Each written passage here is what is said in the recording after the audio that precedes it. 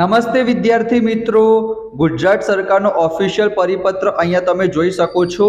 ધોરણ 9 થી ધોરણ 12 11 તારીખથી લઈને 20 તારીખ સુધી ગુજરાતની દરેક સ્કૂલમાં એકમ કસોટી શરૂ થશે। 25 માર્ક્સનું પેપર આવશે। તો આજે આપણે જોવાના છીએ ધોરણ 10 ગણિત 100% તમારી એકમ કસોટીમાં અને પ્રથમ પરીક્ષામાં પૂછાશે મોસ્ટ ઇમ્પોર્ટન્ટ દાખલા। एक वीडियो आपणे अपलोड કરી દીધો છે।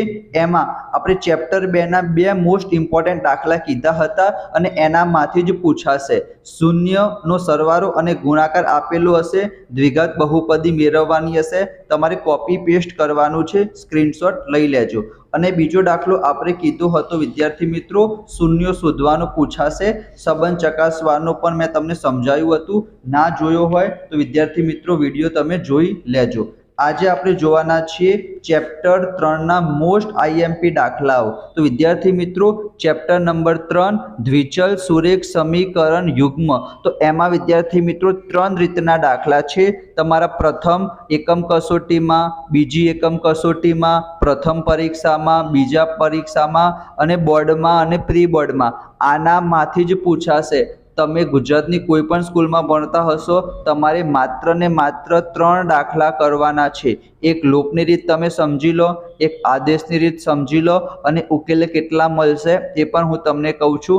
આ 3 દાખલા તમે કરી દીધા એનો મતલબ વિદ્યાર્થી મિત્રો તમારા ત્રીજા ચેપ્ટરના દરેક માર્ક્સ, એક પણ માર્ક્સ વિદ્યાર્થી મિત્રો નહીં કપાય, બરાબર। તો ચલો સૌથી પહેલા વિદ્યાર્થી મિત્રો હું તમને અત્યારે સમજાવું છું લોકની રીત, બરાબર। જો તમને કંઈ જ ના આવડતું હોય તો પણ વિદ્યાર્થી મિત્રો વાંધો નહીં, વિડીયોને તમે અંત સુધી જોજો, તમારો એક પણ માર્ક્સ નહીં કપાય। સૌથી પહેલા શું કરવાનું છે, તમને સરસ મજાના બે સમીકરણ આપેલા હશે, અહીંયા તમે જોઈ શકો છો।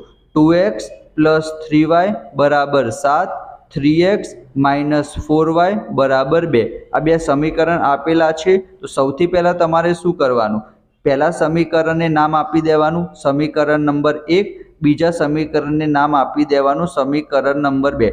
હું જે પ્રમાણે કહું છું એટલા સ્ટેપને તમે ફોલો કરજો તો પણ તમારા પૂરેપૂરા માર્ક્સ આવશે। પહેલા સમીકરણને સમીકરણ નંબર 1, બીજા સમીકરણને સમીકરણ નંબર 2। હવે શું કરવાનું છે વિદ્યાર્થી મિત્રો, જો અહીંયા તમને પ્લસ માઇનસ આપેલું હોય, માઇનસ પ્લસ આપેલું હોય તો તમે y ના સહગુણક શું કરી દેશો, સરખા કરી દેશો। તમે x ના સહગુણક પણ સરખા કરી શકો છો, પણ અહીંયા જો અલગ અલગ નિશાની આપેલી હોય તો તમે y ના સહગુણક સરખા કરજો। જો તમને y ના સહગુણક સરખા કરતા ના આવડતા હોય તો હું કહું એટલું ખાલી યાદ રાખો, અહીંયા y ના આગળ કેટલા લખેલા છે 3, અહીંયા y ના આગળ કેટલા લખેલા છે 4, તો બસ તમારે 3 વાળાને 4 વડે ગુણી દેવાનું અને 4 વાળાને કેટલા વડે ગુણી દેવાનું, 3 વડે। તમે કહેશો સર અહીંયા 3 ની જગ્યાએ 2 આપેલા હોય અને y ની જગ્યાએ 5 આપેલા હોય તો શું કરવાનું, 2 વાળાને 5 વડે અને 5 વાળાને 2 વડે। બસ તમારે એટલું જ યાદ રાખવાનું છે। અહીંયા 3 છે તો 3 વાળાને 4 વડે અને 4 વાળાને 3 વડે, એટલું અહીંયા મેં લખી દીધું। બસ હવે સમીકરણ 1 ને 4 વડે ગુણવાનું છે તો માત્ર આને નહીં ગુણવાનું, આ સમીકરણમાં જે x નો સહગુણક હોય, y નો સહગુણક હોય અને જે અચર પદ હોય બધાને આપણે કેટલા વડે ગુણવાના, 4 વડે। એ તો તમને આવડે। જો આ પહેલું સમીકરણ છે એને મેં કેટલા વડે ગુણી દીધું, 4 વડે। અહીંયા એરો કરું છું એટલે તમને યાદ રહે। તો 2 ને 4 વડે ગુણીએ તો 8 થઈ ગયા, 3 ને 4 વડે ગુણીએ તો 12 થઈ ગયા, 7 ને 4 વડે ગુણીએ તો 28 થઈ ગયા। 4 વડે કેમ ગુણવાનું એ તમને ખબર પડી ગઈ, નિશાની કંઈ જ આપણે ચેન્જ નથી કરવાની। એના પછી વિદ્યાર્થી મિત્રો બીજા સમીકરણને આપણે કેટલા વડે ગુણવાના છે, 3 વડે ગુણવાના છે। તો અહીંયા વિદ્યાર્થી મિત્રો જે સમીકરણ નંબર 2 છે, અહીંયા હું તમને એરો કરીને બતાવું જેથી તમને ખબર પડે। તો અહીંયા 3 ને આપણે 3 વડે ગુણીશું તો કેટલા થશે, 9 થશે। 4 ને 3 વડે ગુણીશું તો કેટલા થશે, 12 થશે। અને 2 ને 3 વડે ગુણીશું તો કેટલા થશે, 6 થશે। તો આટલું સરસ રીતના તમને ખબર પડી ગઈ કયા સમીકરણને કેટલા વડે ગુણવાનું એ મેં તમને શીખવાડી દીધું અને નીચે આપણે લખી દીધું। હવે આપણે એક લાઈન છોડીને સરસ મજાની આપણે એક આડી લાઈન કરી દઈશું। હવે શું થશે વિદ્યાર્થી મિત્રો, અહીંયા ઓલરેડી +12y અને -12y આપેલા છે તો એને આપણે શું કરી દેવાના, કટ કરી દેવાના, બરાબર। જો આપણે x ના સહગુણક સરખા કરત ને તો આપણે નિશાની ચેન્જ કરવી પડત, એના માટે જો પ્લસ માઇનસ વાળું આપેલું હોય તો એના સહગુણક આપણે સેમ કરીશું, બરાબર, જેથી તમારે પ્લસ માઇનસ નહીં ભૂલ ના પડે। હવે શું કરવાનું છે, આ y વાળું પદ તો આપણે કટ કરી દીધું। હવે અહીંયા 8 ને 9 કેટલા થશે, 17 થશે, તો 17x લખી દીધા અને 28 ને 6 કેટલા થશે, 34 થશે. તો આપણે કેટલા લખી દીધા? 34 લખી દીધા. બરાબર. હવે 17 અને x વચ્ચે ગુણાકારનો સંબંધ છે, તો 17 ને આપણે 34 ના છેદમાં લઈ જઈશું. તો અહીંયા તમે જોઈ શકશો કે 17 દુ કેટલા થશે? 34 થશે. તો x ની કિંમત આપણને વિદ્યાર્થી મિત્રો મળી ગઈ.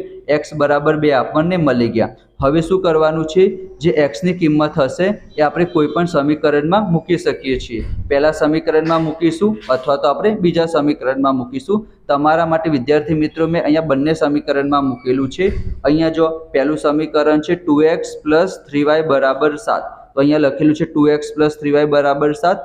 એમાં આપણે જો x બરાબર 2 મૂકીશું તો આપણને જવાબ કેટલો મળ્યો? y બરાબર 1 મળ્યા.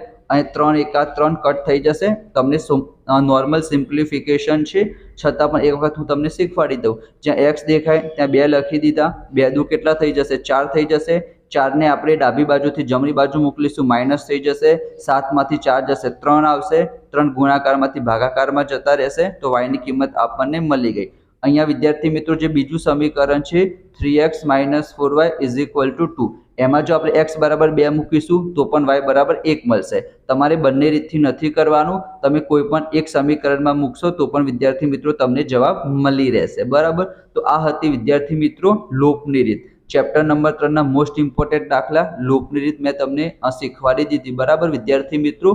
હવે બીજો વિડીયો આવશે, એમાં હું તમને આદેશની રીત શીખવાડીશ. બરાબર. અહીંયા તમે જોઈ શકો છો એક આદેશની રીત છે.